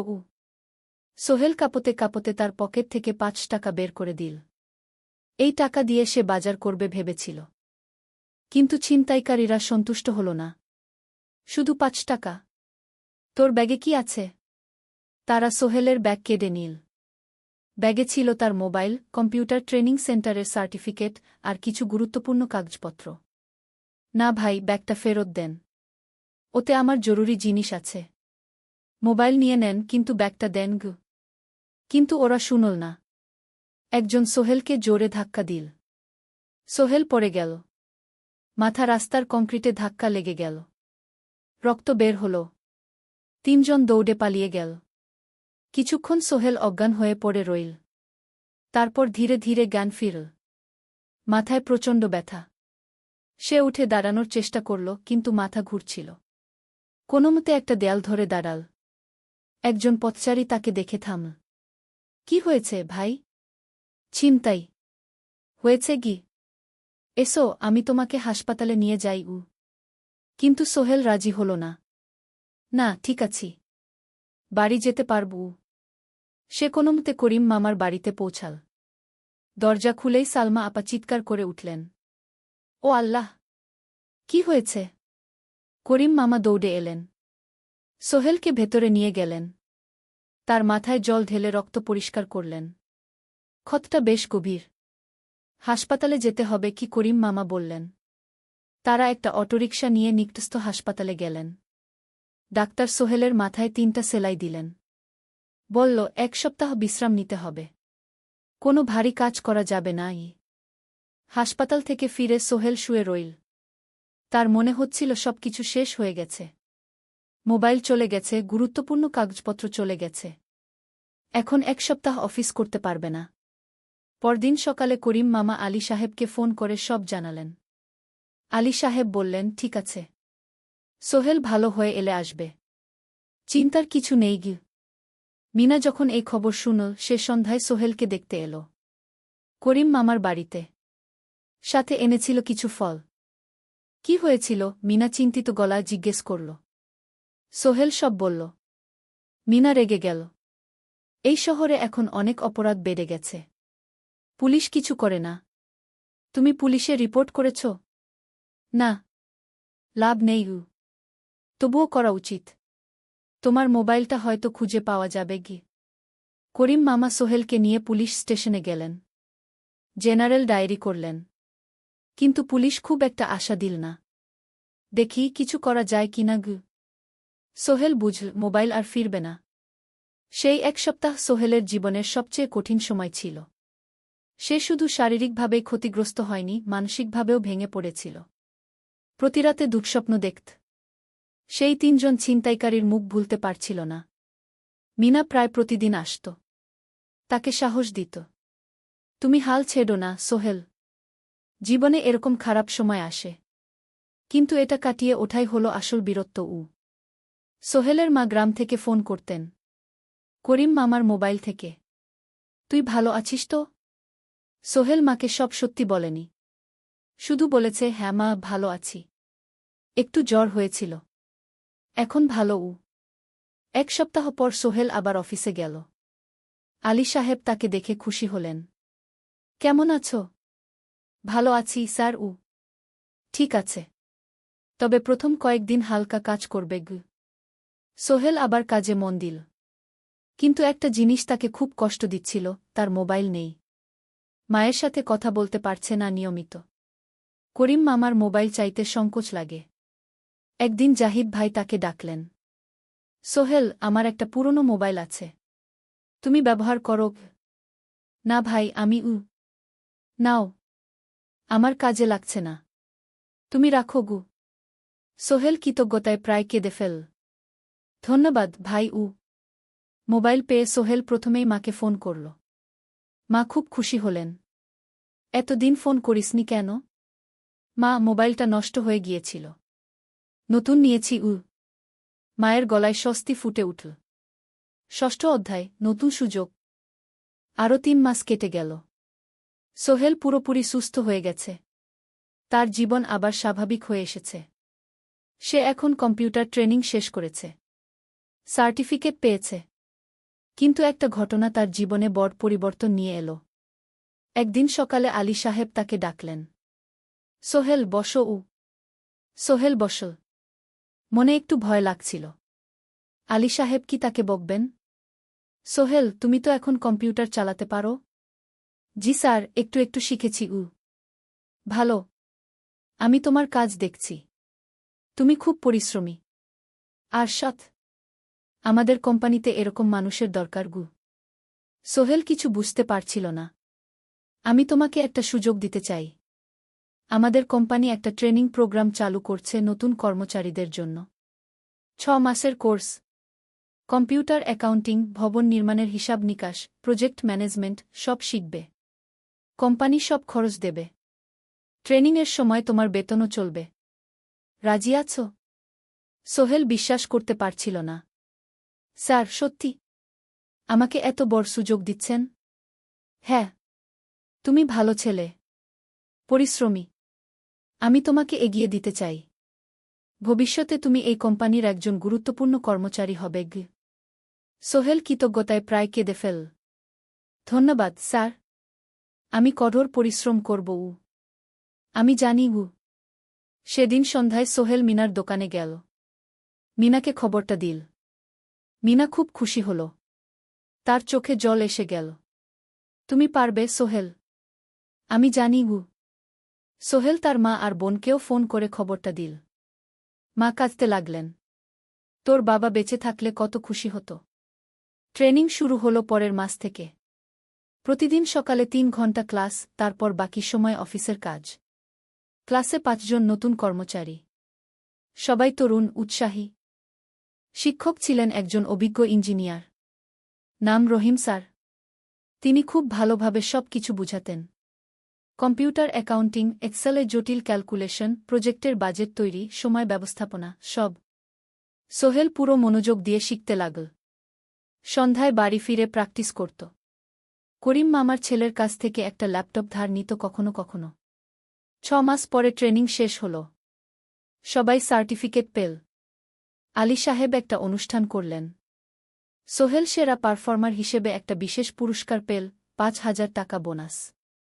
আলী সাহেব ঘোষণা করলেন, সোহেল, আজ থেকে তুমি আমাদের জুনিয়র অ্যাকাউন্ট অ্যাসিস্ট্যান্ট। তোমার বেতন 15,000 টাকা। সোহেল অবাক হয়ে গেল। 8,000 থেকে 15,000, প্রায় দ্বিগুণ। সেদিন রাতে সোহেল ঘুমাতেই পারল না। খুশিতে, উত্তেজনায় তার চোখে ঘুম নেই। সে ভাবল তার জীবন কিভাবে বদলে যাচ্ছে। 2 বছর আগে যে রিকশা চালাত, আজ সে একটা নামকরা কোম্পানির অ্যাকাউন্ট অ্যাসিস্ট্যান্ট। 7ম অধ্যায়, প্রেম ও প্রস্তাব। 1.5 বছর হয়ে গেল সোহেলের চট্টগ্রাম আসার। সে এখন একজন সফল যুবক। তার মা গ্রামে খুব খুশি। প্রতি মাসে সোহেল 10,000 টাকা পাঠায়। ছোট বোন ঋতু এখন কলেজে ভর্তি হয়েছে সোহেলের পাঠানো টাকায়। মায়ের চিকিৎসাও ভালোভাবে হচ্ছে। মিনার সাথে সোহেলের সম্পর্ক এখন আর শুধু বন্ধুত্ব নয়। দুজন দুজনকে ভালোবাসে। কিন্তু কেউ কাউকে সরাসরি বলার সাহস পায়নি। প্রতিদিন দেখা হয়, গল্প হয়, কিন্তু সেই একটা কথা বলা হয়ে ওঠে না। একদিন শুক্রবার ছুটির দিন। সোহেল মিনাকে বলল, আজ কি একটু ঘুরতে যাবে? কোথায়? পতেঙ্গা বিচ। তুমি কি কখনো গেছ? না। কিন্তু আমার দোকান শুক্রবার। তোমার বাবা সামলাবে মিনা রাজি হয়ে গেল। দুপুরে দুজনে বাস নিয়ে পতেঙ্গা গেল। সমুদ্র দেখে মিনা অবাক হয়ে গেল। কি সুন্দর! দুজনে বালিতে বসল। ঢেউয়ের শব্দ শুনতে শুনতে গল্প করছিল। হঠাৎ সোহেল বলল, মিনা, তোমার সাথে কিছু বলার ছিল। বলো। সোহেল একটা লম্বা শ্বাস নিল। তুমি জানো, আমি তোমাকে ভালোবাসি। মিনা হাসল। তার চোখ ভিজে গেল। জানি। আমিও তোমাকে ভালোবাসি সোহেল। সোহেল অবাক হয়ে গেল। সত্যি? হ্যাঁ। অনেকদিন ধরেই জানি। তুমি আমার জীবনে এসে সব কিছু বদলে দিয়েছ। তোমার সাথে থাকলে আমার মনে হয় আমি যে কোনো কিছু করতে পারব।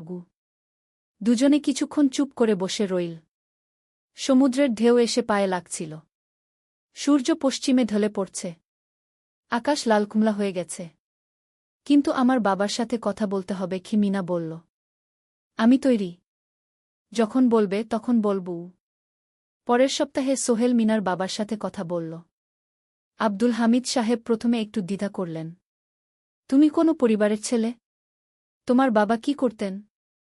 সোহেল সব সত্যি বলল। তার বাবা ছিলেন স্কুল শিক্ষক। মারা গেছেন 10 বছর আগে। মা গ্রামে থাকেন। ছোট বোন কলেজে পড়ে। তুমি নিজে কি করো? আমি আলামিন কনস্ট্রাকশন কোম্পানিতে জুনিয়র অ্যাকাউন্ট অ্যাসিস্ট্যান্ট।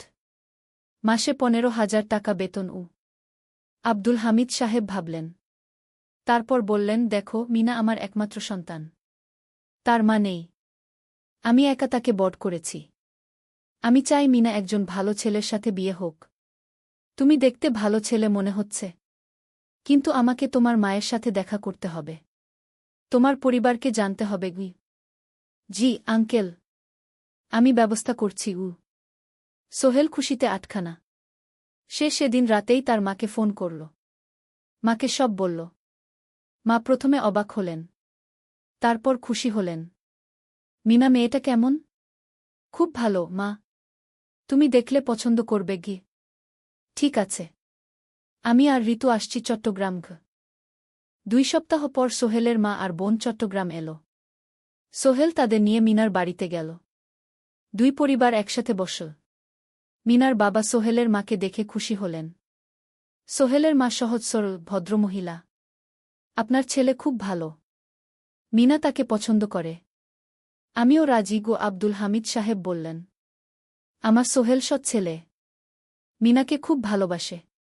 আমি জানি ও মিনাকে সুখে রাখবে। কি সোহেলের মা বললেন। বিয়ের তারিখ ঠিক হল 3 মাস পর। এই 3 মাসে সোহেল যথেষ্ট টাকা জমাবে। বিয়ে হবে সাদামাটা কিন্তু সুন্দর। 8ম অধ্যায়, নতুন পথ। 3 মাস কেটে গেল দ্রুত।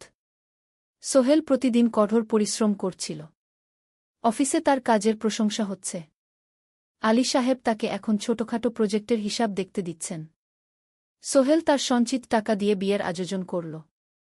বিয়ে হল মিনার বাড়ির কাছের একটা কমিউনিটি সেন্টারে। খুব বেশি লোক আসেনি। 2 পরিবারের আত্মীয় স্বজন আর অফিসের কয়েকজন সহকর্মী। কিন্তু অনুষ্ঠান ছিল খুব সুন্দর। সোহেল যখন মিনাকে বিয়ের পোশাকে দেখল, তার মনে হল পৃথিবীর সবচেয়ে সুন্দর মেয়ে সে। লাল শাড়ি পরা, মুখে হালকা মেকআপ, কিন্তু তার স্বাভাবিক সৌন্দর্য ছিল আসল। বিয়ের পর সোহেল একটা ছোট্ট ফ্ল্যাট ভাড়া নিল। 2 রুমের ফ্ল্যাট, মাসে ভাড়া 5,000 টাকা। মিনা এখনও তার পড়াশোনা চালিয়ে যাচ্ছে। আরও 1 বছর বাকি গ্র্যাজুয়েশন শেষ হতে। সোহেলের মা আর বোন গ্রামে ফিরে গেল। মা বলে গেলেন, সোহেল, মিনাকে ভালো রাখিস। মেয়েরা অনেক ত্যাগ করে সংসার করতে। জানি মা। নতুন জীবন শুরু হল। সোহেল সকালে অফিসে যায়, সন্ধ্যায় ফেরে। মিনা সকালে কলেজে যায়, দুপুরে ফিরে রান্না করে, ঘর গোছায়। সন্ধ্যায় দুজনে একসাথে বসে পড়াশোনা করে, গল্প করে, টিভি দেখে। জীবন সুন্দর ছিল। কিন্তু চ্যালেঞ্জও ছিল। মাসিক খরচ, ভাড়া ৫,০০০, বাজার ৩,০০০, বিদ্যুৎ গ্যাস ১,০০০, মায়ের জন্য ৫,০০০, মিনার কলেজের খরচ ১,০০০ মোট প্রায় ১৪,০০০ টাকা। বাঁচত মাত্র ১,০০০ খানেক। কিন্তু সোহেল হাল ছাড়ল না। সে সন্ধ্যায় একটা কম্পিউটার ট্রেনিং সেন্টারে পার্ট টাইম পড়ানো শুরু করল। সপ্তাহে ৩ দিন ২ ঘণ্টা করে। এতে মাসে আরও ৩,০০০ টাকা আসতে লাগল। মিনাও বসে থাকল না। সে বাড়িতে বসে কয়েকজন স্কুলের ছাত্রছাত্রীকে টিউশন পড়াতে শুরু করল। মাসে ২,০০০ টাকা আয়। এভাবে কেটে গেল ৬ মাস। দুজন মিলে পরিবার চালাচ্ছে, স্বপ্ন দেখছে। একদিন সোহেল বলল, মিনা, আমি একটা নতুন স্বপ্ন দেখছি গু। কি? আমি নিজে একটা ছোট্ট কনস্ট্রাকশন কোম্পানি খুলতে চাই। ছোট ছোট প্রজেক্ট নেব। বাড়ি মেরামত, ছোট বিল্ডিং বানানো, এসব। তোমার কি যথেষ্ট অভিজ্ঞতা আছে? আছে। আমি ২ বছর ধরে এই কাজের সাথে জড়িত। অনেক কিছু শিখেছি। আর আলী সাহেবও আমাকে সাহায্য করবেন গু। কিন্তু টাকা কোথায়? কোম্পানি খুলতে তো অনেক টাকা লাগবে গি। আমি জমাচ্ছি। আরও ১ বছর কাজ করব। তারপর চেষ্টা করব। মিনা তাকে সমর্থন দিল। তুমি পারবে। তোমার মধ্যে সেই শক্তি আছে গি। নবম অধ্যায়, চ্যালেঞ্জের সময়। কিন্তু ভাগ্য সবসময় অনুকূলে থাকে না। সোহেল যখন স্বপ্ন দেখছিল নিজের কোম্পানি খোলার, তখনই একটা বড় সমস্যা এলো। আলী সাহেবের কোম্পানি একটা বড় প্রজেক্ট পেয়েছিল। একটা ১০তলা বিল্ডিং বানানোর কাজ। কিন্তু প্রজেক্টের প্রধান ইনভেস্টর হঠাৎ পালিয়ে গেল। তিনি কোম্পানির কাছ থেকে প্রায় ৫০ লাখ টাকা নিয়ে গেছেন, কিন্তু কাজ শেষ হয়নি। কোম্পানি বড় ক্ষতির মুখে পড়ল। আলী সাহেব অনেক কর্মচারীকে ছাঁটাই করতে বাধ্য হলেন। প্রায় ১০ জনকে চাকরি থেকে বাদ দিলেন। বাকিদের বেতন কমাতে হল। সোহেলকে আলী সাহেব ডেকে বললেন, সোহেল, আমি তোমাকে রাখতে চাই। তুমি বিশ্বস্ত কর্মচারী। কিন্তু তোমার বেতন কমাতে হবে। ১৫,০০০ থেকে ১০,০০০। সোহেল মনে মনে চিন্তায় পড়ে গেল। ১০,০০০ টাকায় সংসার চলবে কিভাবে? মায়ের খরচ, ভাড়া, বাজার সব মিলিয়ে তো ১৪,০০০ টাকা লাগে। কিন্তু সে কিছু বলল না। ঠিক আছে স্যার। বাড়ি ফিরে সোহেল মিনাকে সব বলল। মিনা চিন্তিত হয়ে গেল। এখন কি হবে? চিন্তা করো না। আমি পার্ট টাইম টিউশনির সময় বাড়াব। আর তুমিও বেশি করে টিউশন নাও। কিন্তু আমার তো পড়াশোনাও আছে গি। জানি। কিন্তু এখন এটাই করতে হবে গু। সোহেল সন্ধ্যায় আরও ২টো জায়গায় পার্ট টাইম কাজ খুঁজল। একটা দোকানের সন্ধ্যায় হিসাব দেখার কাজ পেল। মাসে ২,০০০ টাকা। আরেকটা জায়গায় সপ্তাহান্তে কম্পিউটার রিপেয়ারের কাজ পেল। মাসে ১,৫০০ টাকা। মিনাও ৩ জন নতুন স্টুডেন্ট নিল টিউশনে। তার আয় বাড়ল ২,০০০ থেকে ৩,৫০০। কঠিন সময় ছিল। সোহেল সকাল ৮টায় অফিসে যেত, সন্ধ্যা ৬টায় ফিরত। তারপর একটু বিশ্রাম নিয়ে ৭:৩০টায় বের হতো পার্ট টাইম কাজে। রাত ১০টায় বাড়ি ফিরত। রবি-সোমবার কম্পিউটার রিপেয়ারের কাজ। মিনাও সকালে কলেজে যেত, দুপুরে ফিরে রান্না করত, তারপর বিকেলে টিউশন পড়াত। রাতে খাওয়া দাওয়ার পর পড়াশোনা করত। দুজনেরই শরীর খারাপ হতে শুরু করল। সোহেল একদিন অফিসে অজ্ঞান হয়ে পড়ে গেল। ডাক্তার দেখাতে নিয়ে গেল। ডাক্তার বলল, অতিরিক্ত পরিশ্রম। শরীরে পুষ্টির অভাব। ঠিকমতো খাচ্ছেন না মনে হচ্ছে গি। সত্যি কথা, খরচ বাঁচাতে সোহেল আর মিনা অনেক সময় কম খেত। মাংস মাছ কিনত সপ্তাহে ১ দিন। বাকি সময় শাকসবজি, ডাল। মিনা সোহেলকে বলল, আর নয় সোহেল। তুমি এভাবে নিজেকে শেষ করে ফেলছ। আমার পড়াশোনা বন্ধ করে দিই। আমি ফুল টাইম চাকরি করি গি। না, সোহেল জোর দিয়ে বলল। তোমার পড়াশোনা বন্ধ হবে না। আরও মাত্র ৬ মাস বাকি। তুমি গ্রাজুয়েট হবেই গি। কিন্তু তুমি। আমি ঠিক হয়ে যাব। চিন্তা করো না গে। কিন্তু পরিস্থিতি আরও খারাপ হলো যখন সোহেলের মায়ের অসুখ হল। হার্টের সমস্যা। হাসপাতালে ভর্তি করতে হল। খরচ ৫০,০০০ টাকা। সোহেলের হাতে এত টাকা কোথায়? সে করিম মামার কাছে ধার চাইল। করিম মামা ২০,০০০ টাকা দিলেন।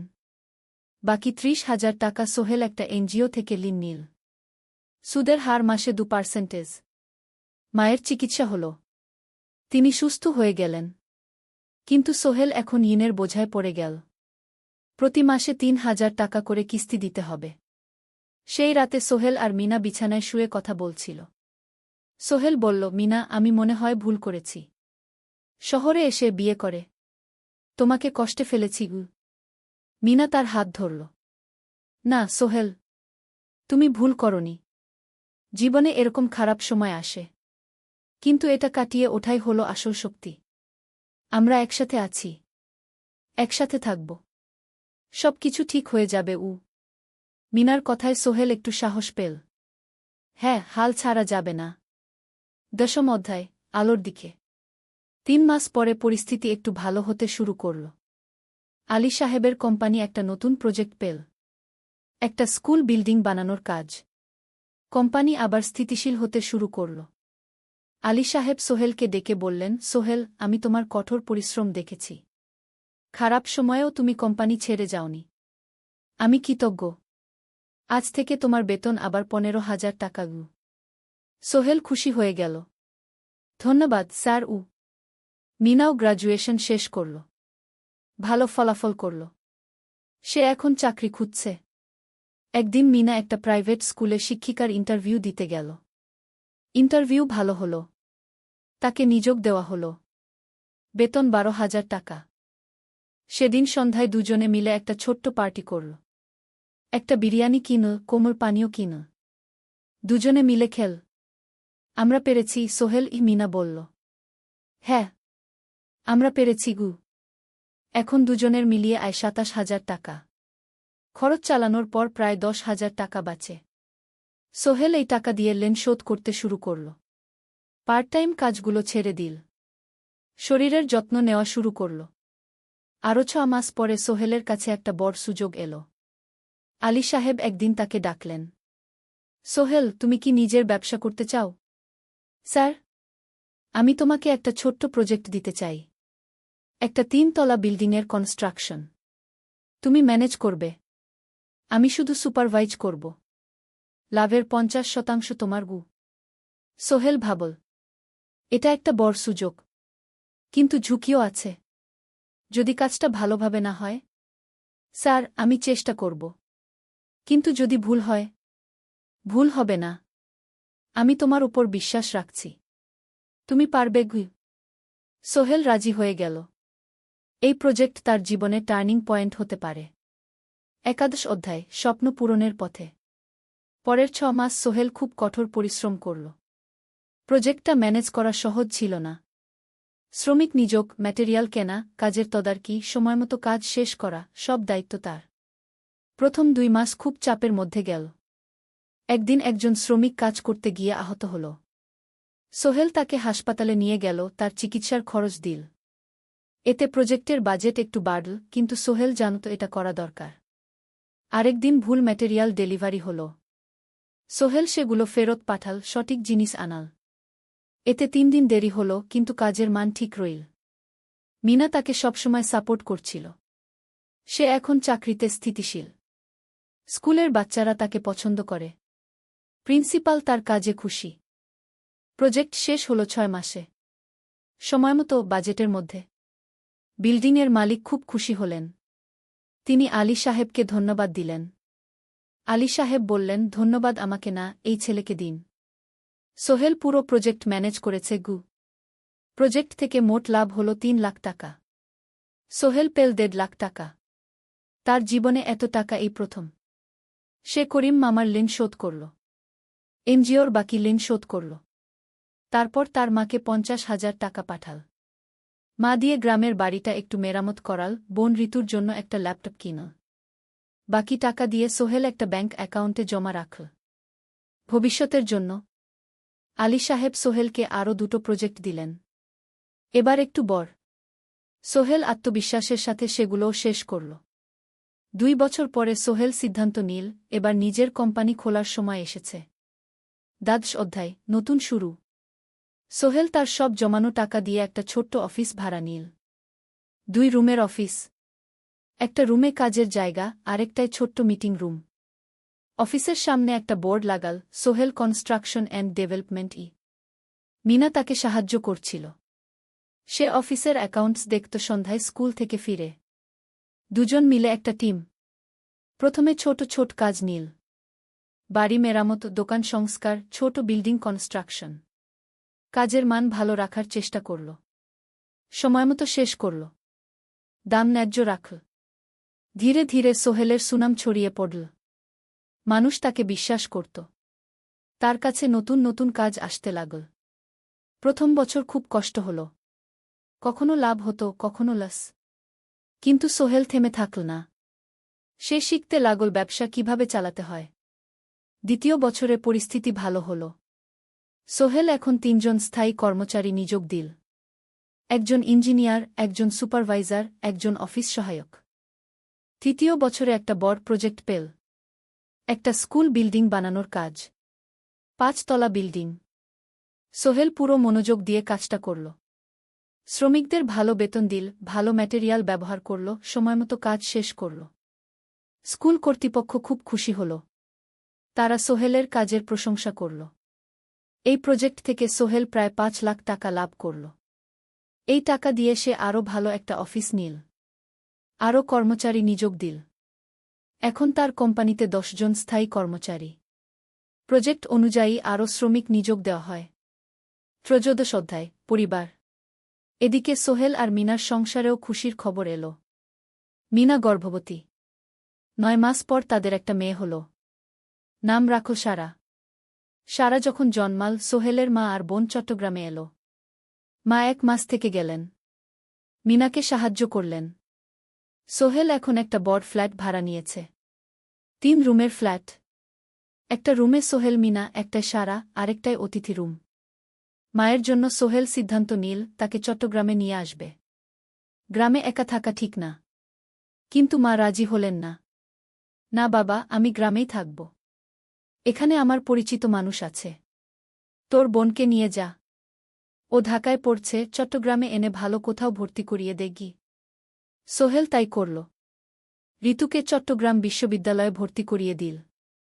ঋতু এখন সোহেলের ফ্ল্যাটে থাকে, বিশ্ববিদ্যালয়ে পড়ে। সোহেলের মনে হল তার জীবন এখন পরিপূর্ণ। স্ত্রী, মেয়ে, বোন সবাই তার কাছে। ব্যবসা ভালো চলছে। মা গ্রামে সুখে আছেন। ১৪ অধ্যায়, সফলতার শিখরে। ৫ বছর কেটে গেল। সোহেল এখন একজন সফল উদ্যোক্তা। তার কোম্পানি কি সোহেল কনস্ট্রাকশন অ্যান্ড ডেভেলপমেন্ট এখন চট্টগ্রামে বেশ পরিচিত। প্রায় ৩০ জন কর্মচারী তার অধীনে কাজ করে। সোহেল এখন শুধু ছোট প্রজেক্ট করে না, বড় বড় প্রজেক্টও করে। একটা ৮ তলা বিজনেস কমপ্লেক্স বানানোর কাজ পেয়েছে। একটা হাসপাতাল বিল্ডিং বানাচ্ছে। মিনা এখনও স্কুলে পড়ায়। সে এখন ভাইস প্রিন্সিপাল। সাথে সোহেলের কোম্পানির অ্যাকাউন্টস ম্যানেজার। দুজন মিলে ব্যবসা চালা। সারা এখন ৪ বছরের। স্কুলে ভর্তি হয়েছে। খুব চালাক মেয়ে। ঋতু বিশ্ববিদ্যালয় থেকে গ্রাজুয়েট হয়ে একটা ব্যাংকে চাকরি পেয়েছে। একদিন আলী সাহেব